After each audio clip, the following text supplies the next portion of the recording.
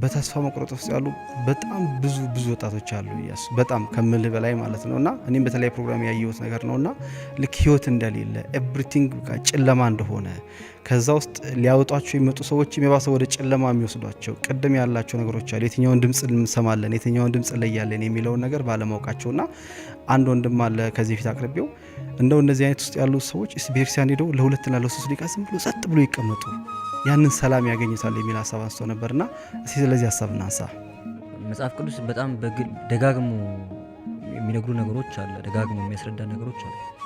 አንደኛው በሰው ያልደረሰ ምንም ነገር አልደረሰብንም፣ ቃል በቃል የሚለው እሱ ነው። በሰው ያልደረሰ ፈተና አልደረሰባችሁም፣ ከእያንዳንዱ ፈተና ጋር ደግሞ መውጫውን አብሬ እሰጣችኋለሁ ነው ያለው ጌታችን። አብሮ ተዘጋጅቶላችኋል። አሁን ዙሪያው ስለጨለመብን መውጫውን መመልከት አልቻልንም። በጣም ብዙ ሰዎችን ዲፕረስድ እንዲሆኑ ተስፋ እንዲቆርጡ እጅ እንዲሰጡ ምንም አይነት መውጫ መንገድ እንዳይመለከቱ ሞት ብቻ ማምለጫው ሞት ብቻ እንደሆነ እንዲያስቡ የሚያደርጋቸው ይሄ ነው። የጠላት አሰራር ነው። መውጫው እንዳንመለከት የሸፈነብን እሱ ስለሆነ ማለት ነው። ከዛ ባለፈ ግን ክርስቲያን ከእግዚአብሔር ጋር መኖር ከቻለ አሁን በጣም ትልቁ ቻሌንጅ ሆኖ ያንን ማሳካት አለመቻላችን እንጂ ከእግዚአብሔር ጋር መኖር ከቻልክ ብቻ መሆን አትችልም። ወደ ጠባቂ መልአክ ጸልይ ታውቃለህ?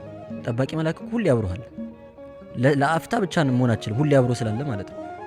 ጸልይ ታውቃለህ? እስቲ ዛሬ ጠዋት ቀስቅሰኝ ቤተክርስቲያን ልሂድ፣ እስቲ አስችለኝ፣ አቅቶኛል፣ አበርታኝ ብሎ አጠቀም። ሌላው ሁሉ ቢቀር ቢያንስ ክርስትና ስም ሲሰጠው የሆነ ቅዱስ ይሰጣል አብሮ። በስሙ መጠራቱ እኮ አንድ ቃል ኪዳን ነው። በስም የተጠራ በስምሽ የተሰየማል የተባለችው እመቤታችን አንድ ቃል ኪዳን ነው። ልክ እንደ ክርስትና አባት ክርስትና እናት ሆኖ አብሮን የሚኖር ቅዱስ ነው። እኛ ስላላቀረብ ነው እንጂ ማለት ነው። የእግዚአብሔርን ድምጽ መስማት ያልቻልነው በጣም በኃጢአት ስለተሸፈንን ነው። የሆነ ኃጢአታችን እየበዛ ሲመጣ ከእግዚአብሔር እየራቅን ስንመጣ እግዚአብሔር ሲናገረን ለመስማት አልቻልንም፣ ሩቋል። ወደ እግዚአብሔር እየቀረብክ በመጣ ቁጥር ራስን ንጹህ እያደረግክ በመጣ ቁጥር እግዚአብሔር ለመስማት እድል ታገኛለህ። እስመ በንጹህ መንፈስ ነቢያት ርዩ ለእግዚአብሔር፣ መንፈስን ንጹህ በማድረግ ነቢያት እግዚአብሔርን አይተውታል ይላል መጽሐፍና ንጹህ ራስን ትንሽ በንስሐም በምንም እያነጻ ስንመጣ ክሊር ሆኖ ታያለህ። የእግዚአብሔር ስራ ህይወት ውስጥ ትመለከተዋለህ በደንብ።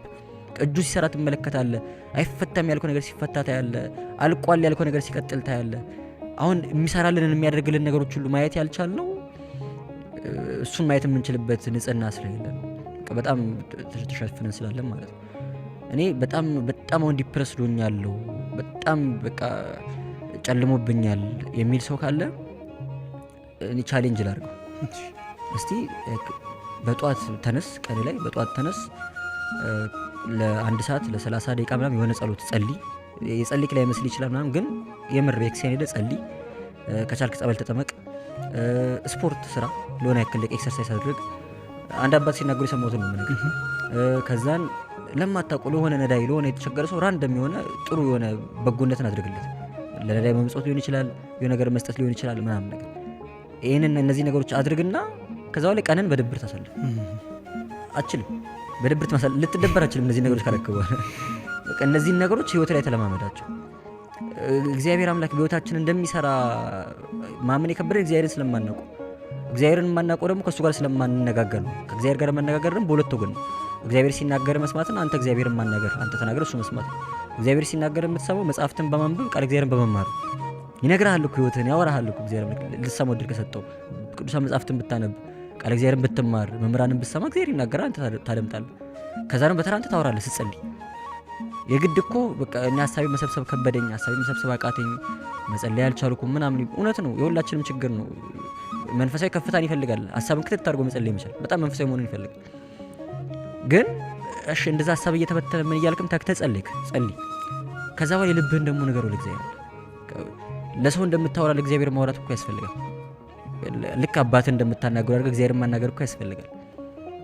እንዲሆኝ እንዲጎሎብኝ እንዲያጥቼ ምናምን ብለን እንንገረው፣ ችግር የለውም። እሱ መስማት አይሰለችም። ያው ስናጣ ሁሌ እግዚአብሔር ጋር መሄድ ጥሩ፣ ስናጣ ብቻ መሄድ ችግር ነው። ግን ጭራሽ ካለመሄድ ስናጣ መሄድም ይሻላል። እግዚአብሔርን እናናግረው። ተስፋ መቁረጥ የሚባል ነገር ግን በእግዚአብሔር ላይ ተስፋ መቁረጥ ማለት እኮ በቃ ሞት ነው ያልከው እውነት ነው። ከዛ ወዴት ትሄዳለህ? እኔ አልችልም ብሎ ማሰብ እውነት ነው። በቃ ላንችል እንችላለን። ከኔ ያቅቶኛል፣ ከኔ አቅም በላይ ነው፣ በምንም መልኩ ላስተካክለው አልችልም ማለት ጥሩ ነው። እግዚአብሔር አይችልም ማለት ግን እኮ ጥርጥር። እግዚአብሔር አያደርገውም እንዴት ትላለህ? ይሄ እኮ በነገር ላይ ሁላችንም ውስጥ ያለ ችግር ነው። ጥርጥር ስላለብን እኮ የእምነት ጉድለት እስከ ጥግ ነው ያለብን ሁላችንም ማለት ነው። በመሰረቱ የእምነት ጉድለት ስላለብንም ኃጢአት የምንሰራው እግዚአብሔር እያየኝ ነው ብዬ አምናለሁ ብለን እንናገራለን እንጂ ከልባችን አናምን። አንድ ሌባ ፖሊስ እንደዚህ እያየው አይሰርቅም። ፖሊሱ ዞር እስኪለት ይጠብቃል። ምክንያቱም እያየው ከሆነ እንደሚቀጣው ያምናል ማለት ነው፣ ያውቃል። እግዚአብሔር እያየኝ ነው ብለህ እያመንክ እግዚአብሔር ፊት ኃጢአት ሰራ። ገብቶሃል? እግዚአብሔር እያየኝ ነው ብለህ መጋረጃ ጋርደህ መብራት አጥፍተህ በር ዘግተህ ኃጢአት ሰራ ስለምትጠራጠር ነው። የዛ ቅዱስ አባት እኮ እስቲ ቤት ዝሙት ስትሰራ መጋረጃውን የእግዚአብሔር ዓይን ሸፍኝበት ያለው ያቺ ጥርጥር ስላለች ነው። በቃ ከልባችን ስለማናምን የእምነት ጉድለት ስላለ እግዚአብሔር እያየኝ ነው ብለን ስለማናምን ቢያየኝም ደግሞ አይፈርድብኝም ብለን ወይ ስለተጠራጠርን ማለት ነው። እንደዛ ነው የእምነት ጉድለት ነው ብዙዎቻችን ጋር ያለው። ለእግዚአብሔር ሁሉ ነገር አሳልፈን እንስጠውና የምር እንጸልይና እግዚአብሔር ሳያወጣን ቀርቶ እንክሰሰው። ሳንጠረጥረው ጸልየን ሳንጠረጥረው ለሱ ራሳችንን ሰጥተን ከዛ ችግር ሳያወጣን ይቅርና እስቲ እንክሰሰው ነው እግዚአብሔር። ግን እግዚአብሔር ያስችላል። በቃ የአልዓዛር ታሪክ እኮ ምክንያቱ ይሄ ነው። የምትወደው ታሟል ብለው ሲጠሩት እኮ ብድግ ብሎ አልሄደም ጌታችን። እስኪሞት ጠብቋል። ሲመጣ አንተ ብትኖር ኖሮ እኮ አይሞትም ነበር አሉት እነ ማርታ። እምነታቸው የተገደበ ነው። ጌታ የታመመውን ማዳን እንደሚችል ያውቃሉ፣ ታምር ማድረግ እንደሚችል ያውቃሉ። ግን እስኪሞት ነው በቃ። ከሞተ በኋላ ምን ማድረግ ይችላል ነው የነሱ ሀሳብ። እዚህ ቢኖር ኖሮ እኮ ለዛ ነው 4 ቀን እስኪሞላ ዝም ብሎ የጠበቀው። ገደብ የለውም። የእግዚአብሔር አሰራር ገደብ የለውም። በዚህ አበቃለት ማለት አትችልም ነው። ገደብ የለውም። ከ4 ቀን በቃ አበቃለት ሸተተ ከተባለ በኋላ አይ ተነስ ብሎ አነሳውና እኔ እዚህ ጋር አላቆምም፣ እናንተ በቃ አይሰራም፣ አይስተካከልም፣ አልቋል ያላችሁትን ነገር ማስተካከል እችላለሁ እያለን ነው ጌታችን። በቃ ማለቂያ የለውም፣ ለእኔ ገደብ የለኝም ነው እያለን ያለው። እያስተማረ ያለው ትምህርት እሱ። እኛ ሀገር ላይ ሁሉ ነገር ተስፋ የሚያስቆርጥ የመሆን ዕድሉ እየሰፋ እንደመጣ ይሰማኝ። ወጣቱ ጠንክሮ ተምሮም ጥሩ ውጤት ኖሮትም ወይ ስራ አይኖረውም፣ ስራ ኖሮትም ቤተሰብ ማስተዳደር የሚችል እናት አባቱ መርዳት የሚችል በቂ ደሞዝ የለውም። ትዳር በመስረት ልጅ ማሳደግ የሚችል አይሆንም።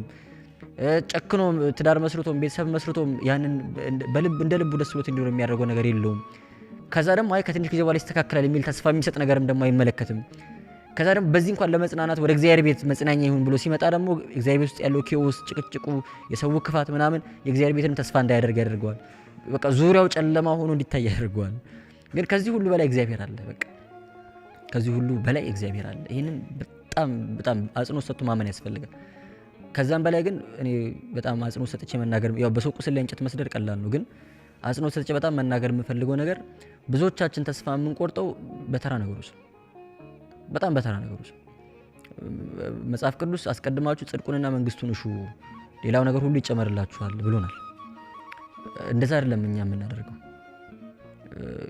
በራሳችን ሮጠን አልሳካ ሲለን ነው በቃ ተስፋ ቆርጠን እየተቀመጥን ያለን። ራሳችን ለእግዚአብሔር ሰጥተን ዋናው ትኩረታችን እግዚአብሔር ሆኖ ሌላው ከሆነ ይሆናል ካልሆነ ይቀራል ማለት የምንችል ሰዎች ይሆን አይደለም። በቃ ወይ የሥራ ጉዳይ ነው የሚያስጨንቀን፣ ወይ የምወደው ሰው ትቶኝ ሄደ ነው ተስፋ ያስቆርጠን ምናምን ነገር ሆኗል ህይወታችንና በጣም ብዙ ጥያቄዎች ይመጣሉ በኢንቦክስ። በጣም እንደዚህ አይነት ይዘት ነው ያላቸው። ያስጨነቀን ነገር እኔ ከእግዚአብሔር ተለያይቻለሁ፣ በቃ ኃጢአቴ በደሌ በዝቷል፣ ወደ እግዚአብሔር መመለስ አልቻልኩም ምናምን የሚለው ነገር አይደለም። ገብቷል? ያ ቢሆን በቃ ልክ ንስሐ ንጹህ ሲያደርጋቸው ሰላም ይሰማቸዋል። ግን ያ ቁም ነገር መሆን ስላልቻለ በቃ ሌላው ነገር ላይ ፊክሴት አድርገን ስለቀረን በጣም ተቸግረናልና መንፈሳዊ ነገራችን ላይ ከእግዚአብሔር ጋር መገናኘት ላይ በጣም ፎከስ ካደረግን ዛሬ ከባድ ብለን ያሰብናቸው ነገሮች ሁሉ ቀላል ይሆናል። ከህይወት አልወጣ ያለ ነገር ሁሉ ይወጣል።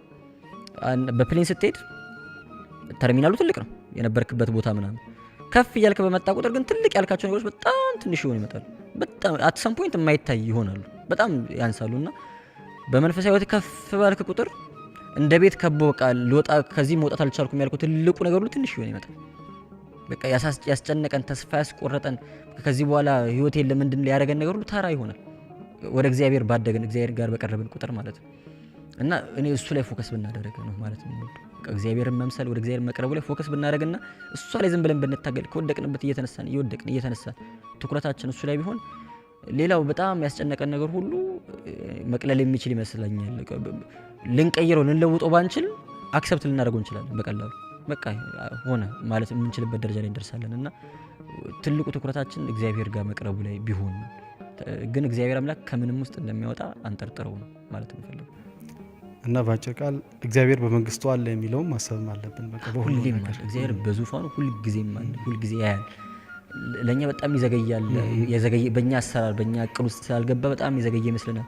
እኛ ጭራሽ አንደርስታንድ ልናደርጋቸው የማንችላቸው ነገሮች ይኖራሉ። እስክንሞት ድረስ የማይመለስ ጥያቄ ሊኖረን ይችላል። በነገር ላይ ከሞትን በኋላ የሚመለስ ጥያቄ ሊኖር ይችላል። ሙሴ ፊትን አሳየኝ ብሎ የጠየቀው ጥያቄ ለመነው ልመና የተመለሰው ከሞተ በኋላ ከ400 ከ500 ዓመት በኋላ ከ700 ዓመት በኋላ ጌታችንን ማየት እድል ያገኘው እና መቼም መልስ ላናገኝላችሁ እንችላለን። ኦርቶዶክሳዊነት ምን መሰለህ አባቶቻችን በጣም ከሚሏቸው ነገሮች አንዱ ነገር ኦርቶዶክሳዊነት አለማወቅን ማወቅ። ቤተክርስቲያን ውስጥ አላውቅም ማለት በጣም የሚያኮራ ነገር ነው። ቤተክርስቲያን በጣም ብዙ ነገሮችን አላውቅም ትላለች። በምዕራብ ካሉ አብዛኞቹ ቤተክርስቲያናት የሚለየን ነገር እሱ ነው። በጣም ብዙ ነገሮች ላይ ዴፊኒሽን ይሰጣሉ እነሱ። አሁን የካቶሊክ ቤተክርስቲያን ጋር ብትሄድ ምናምን በጣም ብዙ ነገሮች ዲፋይን በቃ በቃላት ምናምን ገድበ ዲፋይን አድርጎ ምናምን የሆነ ነገር እንዴት እንደሆነ ለማስረዳት በጣም ብዙ ርቀት ይኬዳል። እኛ ቤተክርስቲያን አይታወቅም ትባላል። ሚስጥር ነው ትባላል።